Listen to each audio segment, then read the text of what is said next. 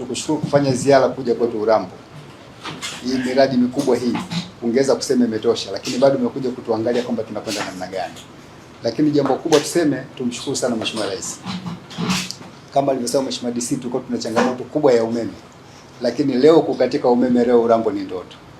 Tuko kwenye furaha na tuseme tufikishie salamu kwa Mheshimiwa Rais. Anatujali sana na tunampenda sana. Na halmashauri yetu iko pamoja na Mheshimiwa Rais. Tayari hapa kwa kusikia tuliyoyasema, mimi nafarijika, naona kwamba lengo la mradi limetimia, kuhakikisha kwamba Watanzania wanapata umeme wa uhakika.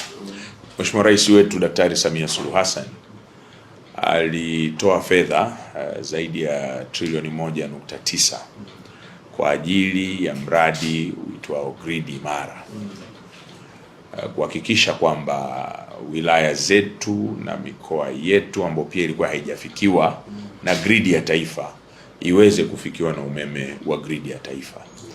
Na kama ulivyosema wewe mwenyewe Mheshimiwa Mkuu wa Wilaya kwamba hata wakati unakuja hapa Urambo hali ilikuwa tofauti na sasa, na ndio lengo zima la Mheshimiwa Rais na mradi huu ni kwamba kuhakikisha ili tufikie Tanzania yenye uchumi wa juu lazima tuwe tuna nishati ya umeme ya uhakika.